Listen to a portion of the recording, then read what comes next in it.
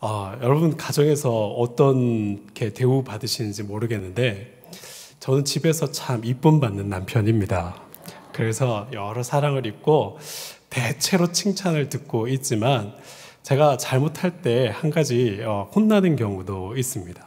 특별히 제가 처갓집에 가서 밥 먹을 때 몇 번 혼난 적이 있는데요.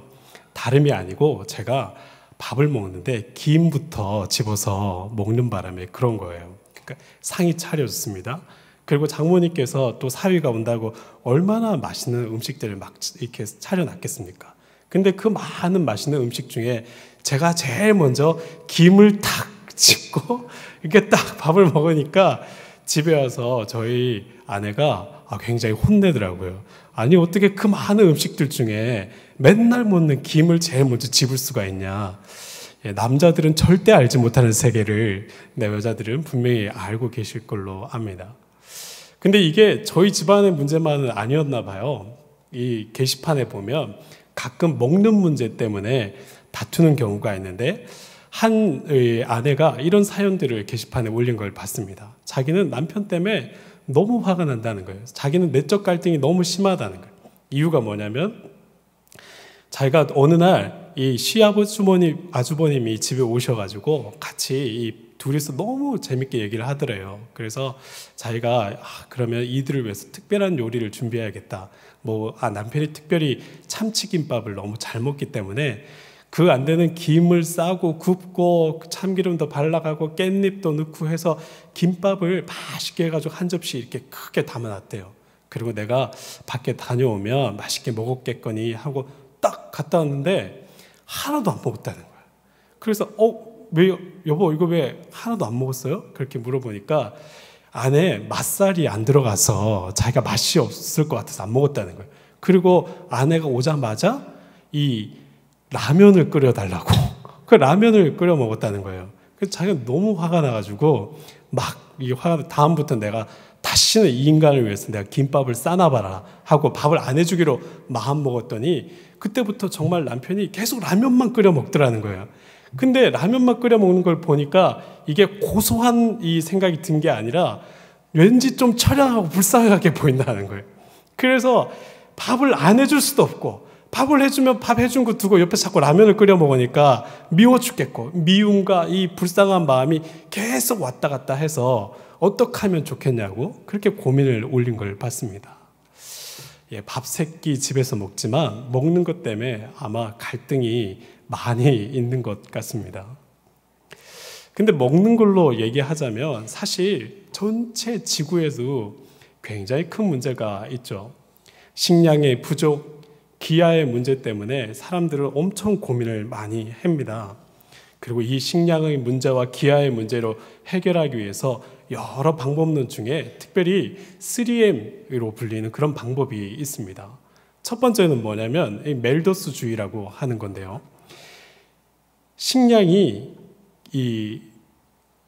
인구는 기하급수적으로 늘어나고 식량은 산수급수적으로 늘어난다는 거예요. 말하자면 인구는 한 명이 둘 되고 둘이 넷 되고 넷이 여덟이 되고 이런 식으로 막 증가하는 반면에 식량은 하나가 그다음 둘 되고 둘이 셋 되고 이렇게 증가해 간다는 거예요. 인구를 증가하는 속도를 식량이 생산력이 따라가지 못해서 그래서 이걸 어떻게 할 수 없으니 가장 좋은 방법은 인구를 제한하는 방법이에요. 먹는 입을 줄여보자 하는 게 이 멜더스주의에서 나온 방식입니다. 근데 우리가 잘 아는 것처럼 인구는 해마다 증가하고 있습니다. 우리 이웃나라 중국만 하더라도 13억의 인구인데요. 그래서 산하 제한 정책이 있었죠. 한 집마다 한 명의 자식만 두는 거예요. 근데 그게 잘 지켜지지 않아서 실제로 중국에 있는 인구가 13억이 넘는다는 게 정설입니다. 그 정도로 사람들이 인구를 제한한다, 인위적으로 제한한다, 이게 잘 되지가 않는 것이죠. 실패한 정책입니다. 두 번째 M은 이 마르크스주의라는 것이 있습니다. 우리가 많이 들어본 것입니다. 경제의 문제 그 자체가 이 자본주의가 문제라는 겁니다. 있는 사람이 더 많이 차지해서 그래서 생긴 문제이다 보니 우리가 강제적으로 똑같이 나누자고 하는 게 또 방법론으로 등장했었죠. 실제로 그런 문제의 제기가 틀린 것은 아닙니다. 왜냐하면 우리가 지금 농사를 짓는 방법으로 하면요, 식량은 사실 지구 전체에 있는 사람들의 3년치 식량만큼을 해마다 생산할 수 있다고 그래요. 그런데 이게 경제 논리에 의해서 이게 분배가 안 되다 보니까 결국은 어느 곳에서는 몇천 명이나 되는 사람들이 쉬 굶어 죽고, 어떤 사람은 그 양식이 썩어져 나가지만 그저 이 값을 위해서 버려두고 오히려 태평양 앞바다에다 갖다 버리는 그런 일들이 일어나고 있다는 것이죠. 그런데 우리가 아는 바와 같이, 우리 역사적으로 경험한 바와 같이 이 공산주의가 좋은 것 같이 보여도 결국은 이 정책이 실패했잖아요. 폭력적으로 뭔가를 강제적으로 갈라내고 사람들과 나누는다는 것이 실패한 정책이라는 겁니다. 좋아 보였지만 더 큰 부작용이 많았던 그런 정책인 것입니다. 세 번째가 조금 더 신앙적인 방법인데요. 미셔너리 워크, 그야말로 선교적인 방법을 통해서 이것을 해결하자는 거예요. 그 아이디어가 어디서 나왔냐면 바로 오늘 이 본문에서 나온 것입니다. 우리가 먹고 마실 수 있는 것들이 있다면 마치 성찬상 위에서 똑같이 하나의 떡을 받아들고 하나의 잔을 들듯이 그렇게 하나님 앞에서 공평하게 나눠 먹으면서 살아가는 것들을 생각해 보자는 거죠. 전 세계가 한 인구가 하나의 밥송에 둘러서 있는 것처럼 그렇게 사람들에게 먹을 것과 마실 것을 나눠주다 보면 그렇게 사람들이 함께 먹을 수 있지 않겠냐 하는 생각이라는 겁니다. 물론 이것은 마르크스주의와 비슷할 수 있지만 이게 혁명적이거나 아니면 포갑적이지 않고 폭력적이지 않고 자발적인 마음에서 오직 하나님께 드리는 마음으로 함께 나눈다는 면에서 훨씬 부작용이 덜한 방법이라는 것입니다. 여러분, 예수님께서 우리에게 행하신 여러 기적이 있습니다. 그 중에서 가장 질적인 기적을 뭐라고 생각하세요? 가장 질적인 기적을 보통 나사로를 살리신 일이라고 얘기합니다. 왜냐하면 죽어서 장사까지 치른 사람을 예수님께서 살려내셨잖아요. 생명을 거듭 이어갈 수 있도록 그렇게 도와주셨잖아요. 그와 같은 생명적 역사가 거의 없거든요. 근데 그런 면에서 가장 질적인 사건을 나사로를 살리신 사건, 이렇게 얘기하는데 가장 양적인 사건이 뭐냐라고 한다면 오늘 이 본문의 말씀이라는 거죠. 작은 것 하나를 갖고 5,000명이나 되는 사람들이 나눠 먹은 사건, 이 사건을 예수님이 일으킨 기적 중에 가장 큰 양적인 사건이라고 얘기합니다. 이 본문은 생각보다 굉장히 의미가 있어서 사복음서 중에요, 공통적으로 예수님의 여러 기적 중에 모든 복음서에 다 나와 있는 기적을 바로 이 사건 딱 하나밖에 없습니다. 그만큼 이 오병이어의 사건은 우리에게 주는 교훈이 크다는 것입니다. 빵을 먹기 전에 사람들이 함께 모여있는 모습을 보면서 그렇게 저녁까지 말씀을 들었습니다. 그리고 이 마가복음에서는 이 상황을 마치 목자 없는 양같이 있다라고 얘기합니다. 사람들이 예수님의 말씀을 듣고 있는 이 모습이 목자 없는 양과 같다는 거예요. 왜 그렇게 얘기를 했냐면요, 그들을 인도하고 있는 여러 지도자들이 그들을 배반했거든요. 이들은 오히려 로마 정권에 충성을 다하면서 로마 정권을 위해서 이 있는 사람들을 수탈해서 그 돈을 갖다 바치고 자기의 권력과 부를 유지하기에 바빴습니다. 그러다 보니까 그를 따르고 있던 여러 백성들이 오히려 굶주리는 사태가 많았던 것입니다.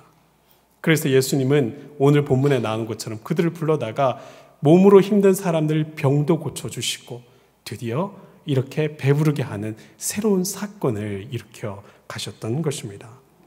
예수님은 이 사건을 통해서 우리에게 우리의 몸과 마음을 새롭게 하시는, 영적으로도 체험을 주시고 또한 육적으로도 체험을 주시는, 온전한 공급을 주시는 하나님을 나타내 보이고 있는 것입니다. 근데 이 본문을 통해서 저희가 함께 봐야 될 것은요, 이곳에는 우리가 선교하는 방식이 잘 드러나 있다는 겁니다. 우리가 어떻게 하나님의 말씀을 전하고 하나님의 나라를 이루어 갈지 그 방법이 잘 담겨 있다는 겁니다. 첫 번째 방법은 뭐냐면 우리의 가슴에 긍휼의 마음을 품어야 된다는 겁니다. 긍휼의 마음을 품어야 된다는 겁니다. 14절 말씀을 저희가 한번 볼까요? 이 말씀에 보면 우리가 주목해서 볼 한 구절이 있는데 불쌍히 여기사라는 마음이 있다는 거죠. 불쌍히 여기사. 주님이 이 오병이어의 기적을 일으키실 때에 이 채우심의 동기가 뭐냐? 우리를 채워가려는, 그 앞에 있는 백성을 채워주신 동기가 뭐냐면 그들을 바라보는 그 마음 가운데 불쌍히 여기는 마음이 불일 듯 일어났다는 것이죠. 한 여인이나 한 남자를 볼 때 불일 듯한 사랑이 일어나서 그 사람을 위해서 헌신하게 되고 사랑을 나누게 되지요. 자녀들이 울고 있든지 자녀들이 배고파하면 부모는 그 아이가 측은하게 느껴져서 뭔가 채워주려고 마음이 불일 듯해서 도와주게 되죠. 채워주게 되죠. 근데 예수님은 그 무리들을 보시면서 그와 같이 심장이 흔들리는 그런 경험을 하고 계시다는 겁니다. 여기서 불쌍히 여긴다라는 말 자체가 심장이 떨린다, 심장이 움직인다, 심장이 뜨거워져서 전율이 온다. 그 무리들, 먹지 못하고 있는 그 무리들을 보면서 그와 같이 마음이 떨려서 뭔가 주고 싶은 간절함이 있어서 치근한 마음이 너무나 들어서 이와 같은 기적을 행하셨다는 것입니다. 이 기적을 행하실 때에 특별히 쓸모 있는 사람만 고친다, 염치 있는 사람만 먹인다, 고분고분한 사람만 부른다, 이런 게 없습니다. 그 어떤 사람이라도 바라보시면서 다 불쌍한 마음이 들었다는 겁니다. 이게 사실 복음이죠. 예수님을 우리를 보실 때에 불쌍하게 봐주신다는 겁니다. 여러분, 사실 그렇잖아요. 인생을 살아가는 사람 중에 불쌍하지 않은 사람이 어디 있습니까? 한 구석에 외로움이 있고 한 구석에 처연함이 있고 원했던 소원들 다 이루지 못하고 아쉬움 가운데 세상을 떠나는 불쌍한 존재가 우리 아닙니까? 그럼 불쌍한 존재임을 알아봐 주시고 그 부분을 주님께서 채워주신다는 것이죠. 우리는 때로 선교를 할 때에 너무 전우좌우를 재는 경우가 있습니다. 그런데 가장 순수한 동기에서는 불쌍히 여기는 마음을 갖고 서로 마주해야 된다는 겁니다. 이 동기가 매우 중요하다는 것이죠.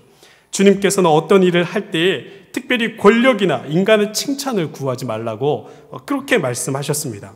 그래서 오히려 랍비들을 보고 선생이라 하는 칭함을 받지 않도록 조심하라고, 큰 자는 모든 자의 종이 되어야 하는 거라고 그렇게 얘기를 합니다. 우리는 우리에게 도움을 받는 누구보다도 우리가 더 큰 사람이 아니라는 것을 꼭 기억해야 된다는 것입니다. 우리가 누군가에게 나눠준다고 할지라도, 베푼다고 할지라도 우리가 베풀고 있기 때문에 그 사람보다 내가 더 큰 존재라고 함부로 생각하지 말아야 된다는 겁니다. 고린도전서에서는 사도 바울이 신자들의 심판에 대해서 얘기하는데 그리스도 앞에서 우리가 심판대에 서게 될 것인데 그때에 우리가 구원받느냐 마느냐 이 문제로 우리가 심판대에 서는 것이 아니라고 합니다.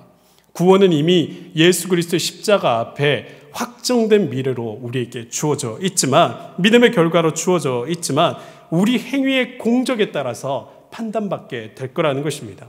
그래서 우리가 공덕이라고 행했던 그 여러 것들을 불 위에서 시험할 때에 그 마음의 동기가 무엇이었는지, 자기의 명예를 위해서 했는지 자기의 부요를 위해서 했는지 여러 공덕들을 하나님의 불 앞에 시험해보고 그곳에서 남지 못하면 그 사람은 수치를 당하게 될 거라고 그렇게 말씀하셨던 것이죠. 그런 면에서 여러분, 우리가 무엇을 하든지 간에 특별히 교회를 위해서 일하고 다른 일을 위해서 봉사하고 또한 우리가 선교를 위해서 나아갈 때에는 언제나 우리 마음 가운데 측은지심이 있는지, 누군가를 향해서 긍휼한 마음으로 바라보는지, 이 따뜻한 시선이 나에게 있는지를 꼭 돌아봐야 한다는 것이죠. 우리가 이 예배를 함께 해가고 또 외국어 부서에서 늘 선교를 위해서 꿈꾸고 그렇게 비전을 갖고 기도할 때에도 우리의 마음 가운데 예수님 마음처럼 누군가를 향한 긍휼의 마음을 품게 해달라고 날마다 기도해야 되는 것입니다. 우리가 그런 사역들을 통해서 하나님 보시기에 인정받는 사역들을 이뤄가시기를 주님의 이름으로 축원드립니다. 우리 또한 바라볼 수 있는 선교적 방법이 있는데요. 그것은 겸손한 마음으로 하나님의 기적을 기대하는 그런 신앙인이 되어야 한다는 것이죠. 15절 말씀과 17절 말씀을 보면 예수님과 제자들 간에 약간의 실랑이가 있는 것을 알 수 있습니다. 날이 저물어 가고 있는 것을 보시면서 예수님이 이제 여전히 병자들을 고치고 계시죠. 그때 제자들이 예수님께 말씀드립니다. 예수님, 날이 저물었습니다.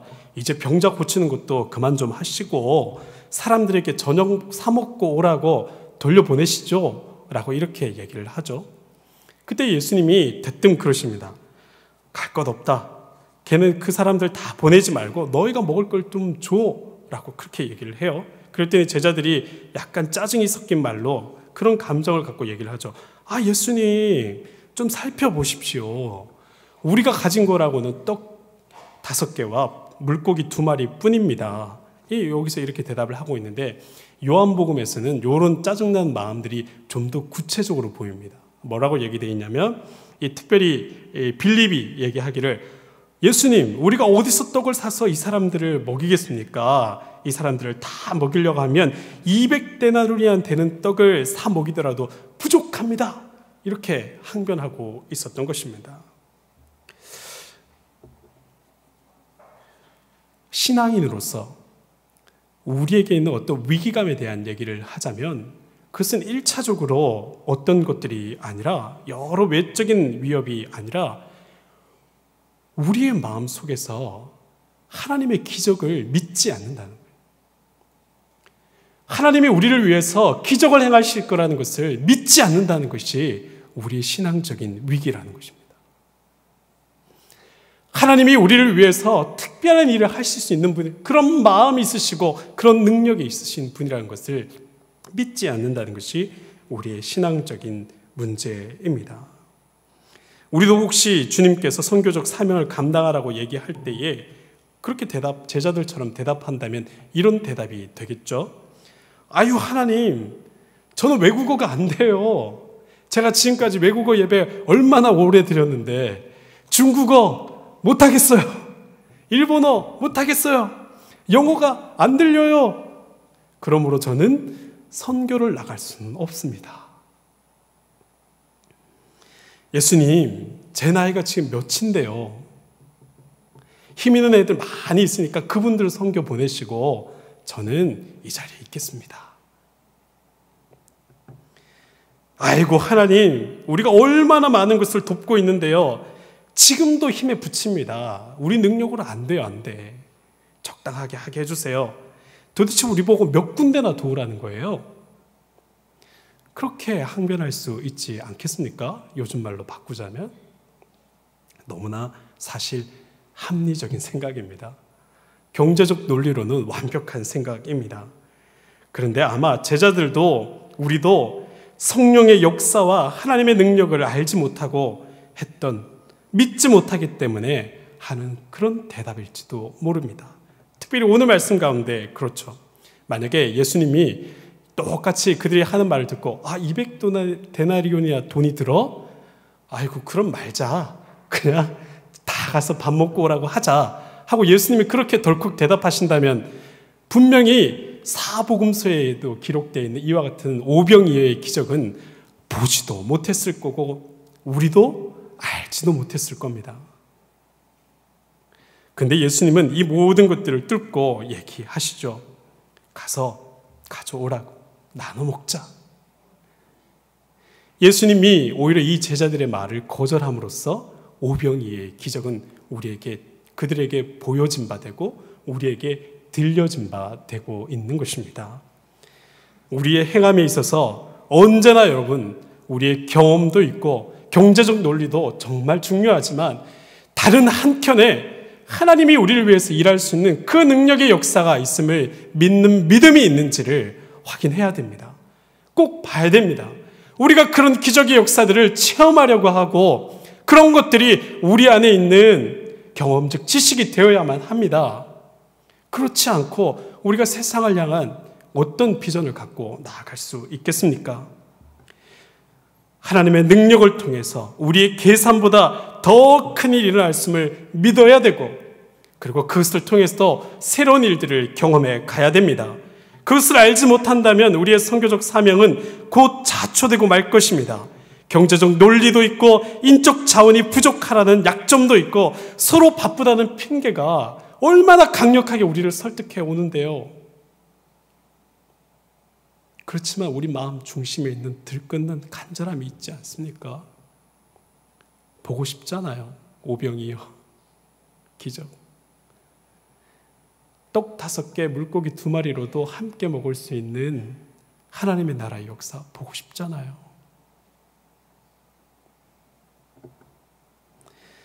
우리 외국어 예배부서 또 선교를 지향하는 우리 신일교회, 우리는 무엇보다도 어느 교회보다도 어느 것보다도 성령의 능력을 구하는 기도의 공동체가 되어야 될 줄로 믿습니다. 기도의 도성이 되어야 하는 것입니다. 그러기에 우리에게 꼭 필요한 것이 있다면 겸손한 자기 고백, 정직한 성찰입니다. 우리가 성령의 충만함을 간구하는 간절함은 우리가 부족하다는 인식, 우리가 여전히 하나님으로부터 사명을 감당하기에 부족하다는 그 인식 속에서 간구해내지 않겠습니까? 돈이 부족하니 돈 달라는 기도를 하는 것처럼 우리가 선교적 사명을 감당하기에 부족한 믿음이고 부족한 정성이니 부족한 능력이니 하나님 채워달라는 간절함이 생겨날 것입니다. 겸손하고서야 충만을 경험하게 되고 충만하고서야 하나님의 일이 됩니다. 그 순서는 절대 바뀌지 않습니다. 이게 이런 식으로 진행되지 않는다면 우리의 선교적 사명이라는 것들은 그저 인도주의적 행동에 불과하게 되는 것입니다. 마지막으로 우리가 함께 볼 것은 우리 자신을 선교적 사명을 위해서 드려야 된다는 거죠. 헌신을 해야 된다는 것입니다. 그리고 충만함에 거할 때에 하나님의 그 역사를 이뤄갈 때 특별히 우리의 손과 발을 하나님의 도구로 내어드려야 된다는 겁니다. 여러분, 오늘 오병이의 사건을 보면요, 그저 허공에서 일어난 사건이 아닙니다. 어디서 시작되는 거죠? 떡 5개와 물고기 2마리, 이것을 통해서 시작되는 겁니다. 여기서부터. 다른 복음서를 역시 참조해서 보면 이 떡과 물고기를 바친 사람은 작은 아이였습니다. 근데 이걸 가만히 생각해 보면요, 여러분, 5,000명이나 되는 사람이 있는데 어떤 한 애만 물고기 2마리에 떡 5개를 갖고 있었을까요? 아니죠. 다른 어른들도 분명히 자기 먹거리를 숨겨놓고 있었을 거예요. 도시락을 분명히 싸운 사람이 있단 말이에요. 근데 이 애만 순진하게 나눠 먹자고 하니까 자기를 덜컥 내놓은 거예요. 근데 다른 어른들은 내놓으면 자기도 배고플 것 같으니까, 다른 사람들이 손 내면서 뺏길 것 같으니까 안 내놨던 거죠. 근데 어떤 한 아이가 순전한 마음으로 예수님 말을 곧이곧대로 믿고 딱 내놨더니 거기서부터 거기 모여있던 5,000명은 새로운 경험을 하게 되었던 것이죠. 때때로 성령의 역사라고 하더라도, 하나님의 역사라고 하더라도 권태감과 눈물과 투쟁이라는 엄청난 대가를 통해서 이 땅 가운데 그 은혜가 구현됨을 우리는 때때로 잊어버리는 것 같습니다. 여러분, 재밌는 얘기가 있습니다. 대만에서 있었던 얘기인데요, 어떤 사람이 어떤 여자를 봤는데 첫눈에 반한 거예요. 너무나 마음에 든 거예요. 그래서 거의 마음이 너무 계속 가서 멈출 수가 없어가지고 그 마음이 날 때마다 편지를 열심히 썼대요. 편지를. 내가 너를 정말 사랑한다고 구구절절히 매일매일 썼대요. 하루에 몇 장씩을 보내기도 하고 그렇게 계속 보낸 거예요, 편지를. 근데 편지를 계속 보내서 한 200통 정도 썼을 때 그 여자가 결혼했다는 소식을 들은 거예요. 그 여자가 누구랑 결혼한지 아세요? 편지를 전해준 집배원이랑. 그 사람이 편지를 계속 썼는데 이 전달해 준 사람이 계속 마주하고 갖다 주니까 그 집배원이랑 눈이 맞아가지고 정이 들어가지고 결국 그 남자랑 결혼을 했다는 거 아닙니까? 마음이 간절해도 나서지 못하면 이루지 못하는 겁니다. 누군가는 분명히 떡 5개와 물고기 2마리라도 드려야 이 기적을 보게 되는 것이죠. 여러분, 오병이의 기적과 같은 느낌의 이야기가 2차 대전 중에도 있었다고 하는데, 이때 2차 대전 때 바비힐이라고 하는 한 소년이 있었답니다. 이 사람이 이탈리아에 주둔하고 있던 미군 공군 상사의 아들이었는데요. 그날 그 사람이 어느 날 슈바이처 박사에 대한 이야기를 읽다가 감동을 받은 거예요. 와, 이런 일들을 하는 사람이 있구나. 아, 어떻게 할까라고 하다가 자기가 그냥 조금 모아놓은 용돈이 있는데 그 용돈을 가지고 아스피린 한 병을 샀대요. 그리고 그 아스피린 한 병을 공군 사령관한테 보내면서 슈바이처 박사가 있는 그 아프리카에 비행기로 지나가시거든 그걸 떨어뜨려 달라고 부탁하면서 편지를 써서 이렇게 아스피린 한 병을 기증한 거예요. 너무 보잘것없잖아요. 근데 이게 너무 재밌었는지 방송에서 이 얘기를 소개하게 됩니다. 아, 어떤 한 소년이 아스피린 한 병을 슈바이처 박사에게 보냈다고. 근데 이 얘기를 들으니까 유럽 전역과 세계에 있는 여러 사람들이 막 자기도 아스피린 한 병이라도 사겠다고, 돈 더 많은 사람은 더 많이 냈겠죠. 막 해가지고 결국은 40억 불 정도 되는 아스피린이 슈바이처 박사가 일하는 곳에 전달됐대요. 그래서 그 아프리카의 많은 사람들이 살아날 수 있고 병을 치료할 수 있는 그런 힘이 되었다는 것입니다. 어떤 순수한 동기를 가진 한 소년이 뭔가 하나를 내어놓으니까, 자기의 그저 돼지 저금통 하나 배갈라서 내니까 그걸 통해서 전 세계의 이목이 집중되고 정성이 집중되고 사랑이 집중되어서 거기 있는 여러 사람들을 건지는 힘이 되어졌던 것입니다. 우리 교회도 어쩌면 우리의 역량을 넘어선 선교 사역으로 계속적으로 초대받고 있는지도 모르겠습니다. 중국어권, 일본어권, 영어권, 아이고, 우리 같은 나라가 그걸 다 품는다는 게, 심지어 그 나라에 있는 어떤 한 교회, 신일교회가 그런 것들을 품는다는 게 상식적으로 생각해보면 말이 안 되잖아요. 근데 하나님께서 불러주셔서 우리가 이와 같은 사역을 감당하게 된 것입니다. 오늘 예배를 주관해서 섬기는 우리 주인공들, 이 협력관계 안에 있는 여러 예배자들은 그저 우연히 세워진 것이 아니라 하나님의 섭리 안에 부름을 받은 줄로 믿습니다. 그렇게 하나님 앞에 드림이 되었으니 우리가 하나님 앞에 온전히 기도하며 나아갈 때에 그 복된 부르심에 온전히 응답하며 열매 드림이 되어질 것입니다. 주님의 선한 계획이 우리와 함께 하기 때문입니다. 여러분, 이 5,000명을 먹이신 사건에는 계시적인 의미가 있습니다. 십자가에서 그의 몸을 다 찢겨서 모든 이가 먹는 생명의 빵이 되신 것을 상징적으로 보여주는 것입니다. 주를 따르는 모든 자들에게 먹거리가 하나씩 주어지는 것처럼 십자가 위에서 자기의 살을 찢어서 모든 자들에게 봉급하시는 하나님의 은혜가 보여지는 것입니다. 사순절 기간에 우리가 특별히 묵상하는 예수님은 이 땅에 배고픈 사람들을 위해서 밥으로 오신 예수님입니다. 말밥통에 담겨서 그래서 세상에 오신 것이죠. 먹이심으로써 하나님의 사랑이 이와 같은 것임을 보여주십니다. 다 나눠주는 그곳에 하나님의 임재가 있는 것입니다. 한 찬양의 가사가 이와 같습니다. 사랑의 나눔이 있는 곳에 하나님께서 계시도다. 사랑의 나눔이 있는 곳에 하나님께서 계시도다. 떡 5개, 물고기 2마리가 그랬듯이 우리의 사랑은 나눔으로 드러나고 이 나눔에는 늘 그렇듯이 하나님의 능력이 함께 하십니다.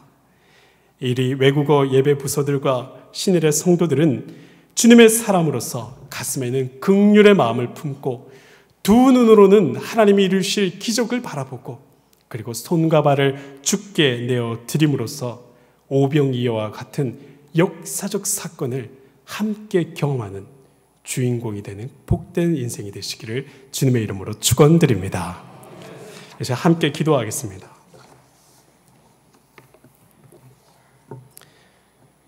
주여, 우리가 드릴 것이 떡 5개, 물고기 2마리 같이 너무나 턱이 없이 부족한 것들 뿐입니다. 그러나 주님, 소년이 드린 작은 것을 갖고 5,000명을 먹이신 하나님의 역사가 오늘날에도 우리 가운데 일어날 줄로 믿습니다.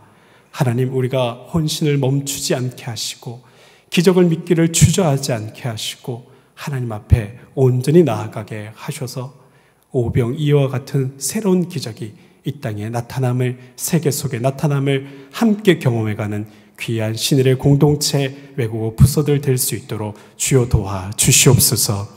우리의 모든 인생을 경영하시기를 기뻐하신 주께 우리의 몸과 마음을 내어드리기를 감사드리오며 예수님의 이름으로 기도하옵나이다. 아멘.